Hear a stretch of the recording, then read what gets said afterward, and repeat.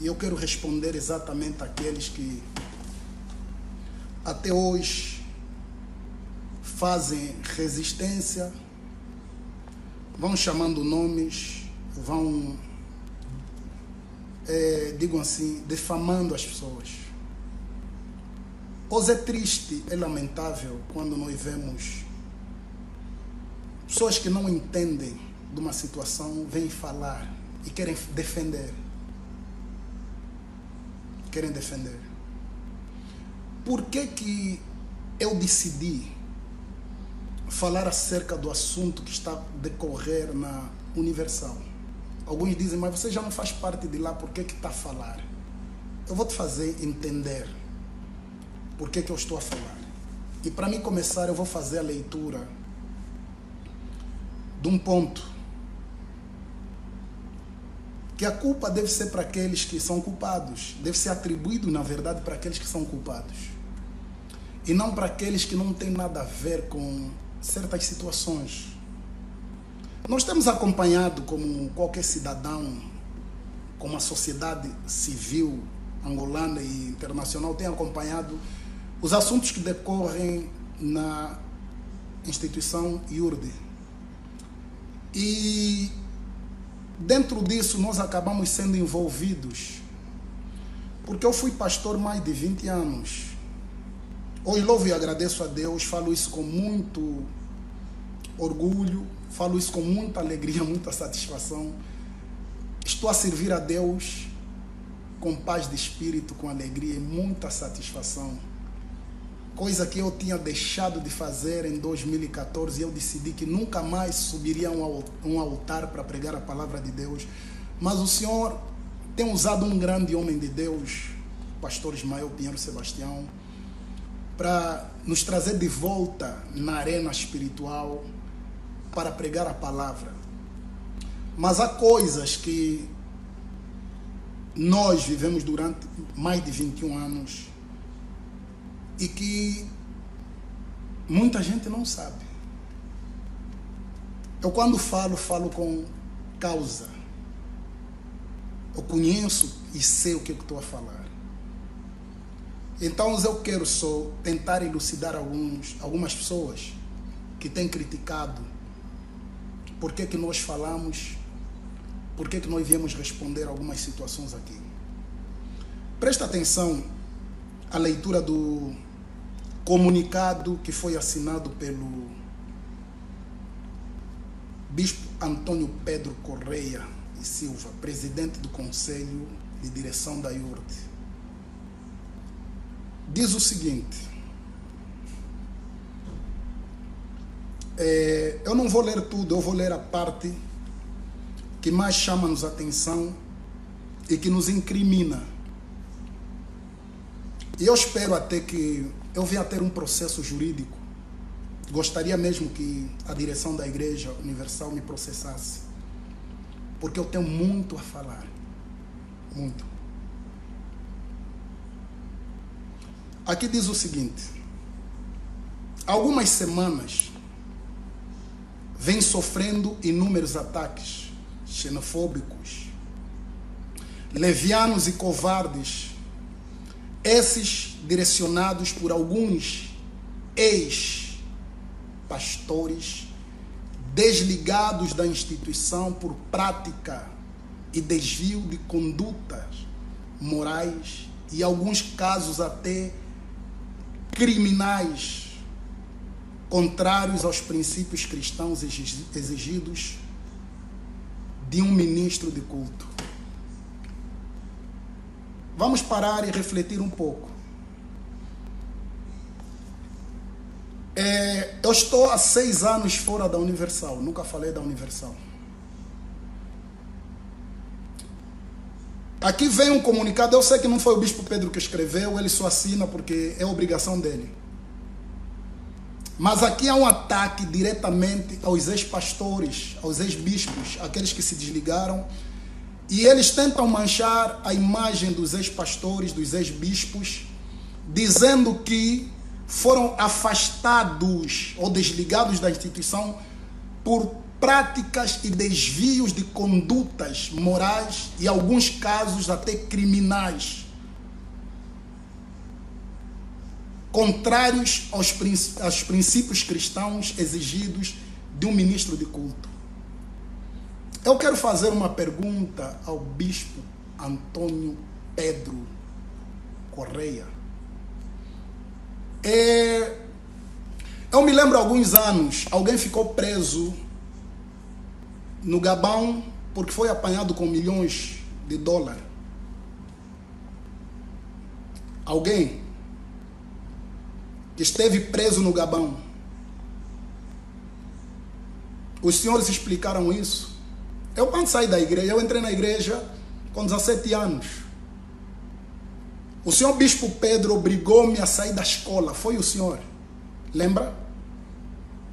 O senhor me mandou desistir da aula de inglês. Lembra? Em 92 ou 93, salvo erro. O senhor me mandou sair da escola. Eu trabalhava nas Nações Unidas. Era obreiro e era bem pago nas Nações Unidas, com propostas de crescimento. Aos 17 anos o senhor mandou deixar tudo, porque a escola não iria servir nada para mim. Eu tinha que estar no altar. O senhor lembra disso?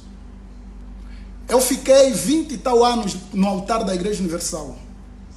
O senhor já recebeu alguma acusação que o Bala roubou, que o Bala fez, aconteceu? Os senhores querem manchar, querem denigrir a nossa imagem. Eu sou pastor. Não foram vocês que me tiraram. Não foram vocês que me tiraram. Vocês imploraram para que eu ficasse dentro da Universal. Porque vocês sabiam o caráter meu. Ninguém me tirou da Universal. Eu saí porque os princípios da Universal estão desviados. Vocês medem um pastor não pelo caráter, não pela espiritualidade. Vocês medem um pastor pela quantidade de dinheiro que ele apresenta. Isso é mentira? No dia que o Abel morreu, no carro estava o Itamar, no carro estava o Ailton, no carro estava o bispo Pedro. O que é que vocês foram falar para o governo sul-africano? Em que condições é que o Abel foi enterrado? Não foi enterrado como um ladrão. O Abel e vocês, não são vocês que metiam dinheiro nos pneus do carro para sair de Angola? Quem é que tem conduta desviada? Vocês já explicaram acerca da morte do Abel aos obreiros, a qual vocês estão a coagir contra os pastores? Vocês já explicaram isso? Eu estava no Alvalade quando o Abel morreu. Quando o Abel morreu, eu estava no Alvalade. Vocês viajaram para a África do Sul para enterrar o Abel como bandido que estava a roubar o dinheiro da igreja? Quem é que tem uma conduta dolosa aqui nesse contexto?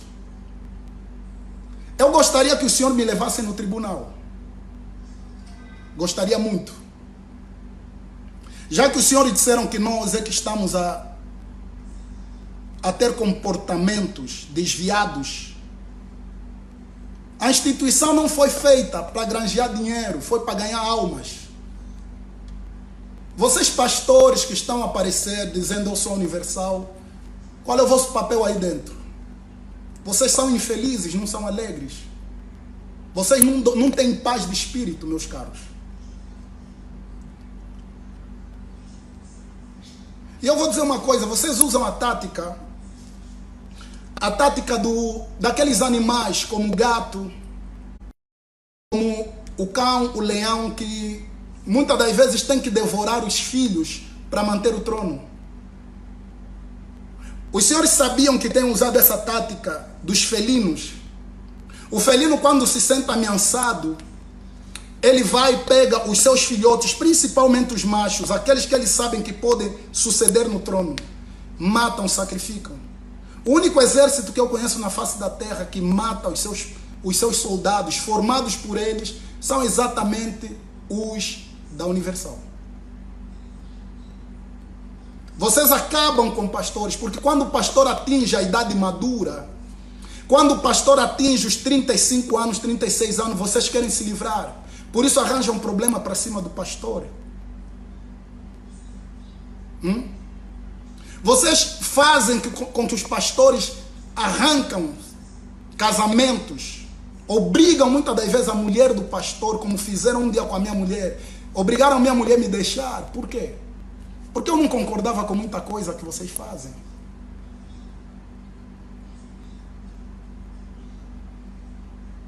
Então, ao ler isso aqui,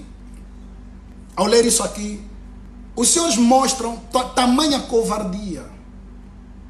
Os senhores mostram tamanha mediocridade.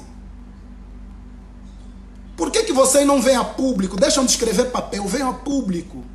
Mandam chamar as pessoas. Está aí o Bispo Valente, está a dar as caras, o Bispo João Bartolomeu e tantos outros, os pastores. Por que vocês não chamam, sentam com esses pastores, conversam, resolvem o vosso problema? O que os ex-pastores têm a ver convosco? Primeiro que quando nós saímos, vocês rogam pragas, amaldiçoam, porque a nossa vida tem que dar errada para servir de exemplo. Vem explicar a morte do Abel. Vem explicar como é que vocês tiravam dinheiro de Angola para Namíbia, África do Sul, nos pneus dos carros. Explicam isso ao governo angolano. Explicam isso. Eu estou a falar para o Bispo Pedro. Eu assisti um cenário uma vez, lá em Moçambique. Lembram obreiros, pastores que estão aí a me acompanhar?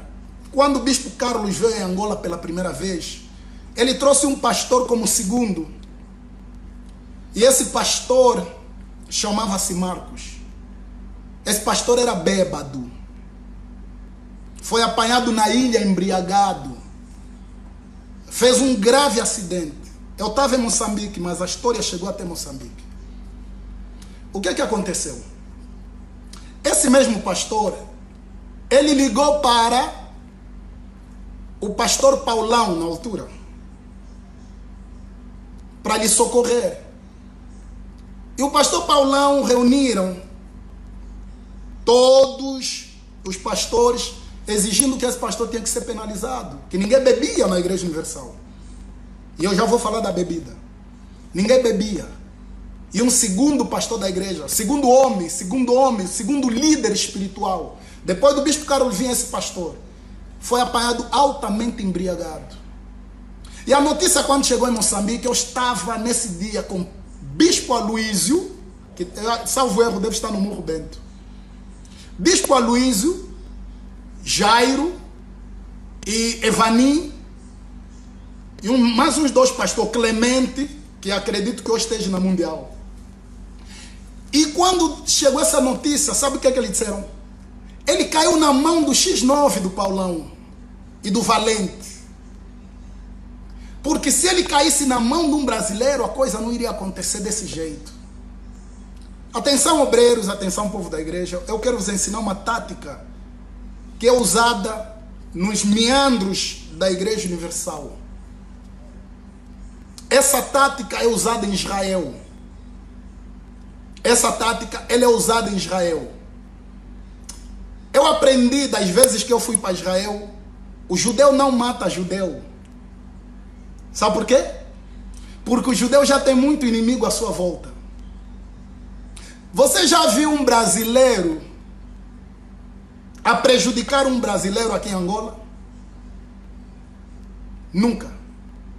Eles sempre usaram vocês mesmos, angolanos, para prejudicar outros angolanos. Eles sempre colocaram os angolanos contra angolanos, a guerrear entre si. Ou não? Essa tática é israelense. Só que o israelita usa para o benefício deles, protegerem-se entre si, porque eles estão cheios de inimigos. É um território pequeno, cercado de vários inimigos. Mas você nunca vai ver um brasileiro se levantar contra. Quem esteve lá dentro e quem está fora sabe disso. Eles sempre vão usar como estão a usar. Você nunca viu nenhum brasileiro, diante dessa situação, aparecer e dar as caras, dizer que aconteceu. Ninguém. O Bispo Gonçalves, ele está a usar os angolanos. Os angolanos. para guerrear contra os próprios angolanos. Israelita não mata israelita. Implorem por misericórdia.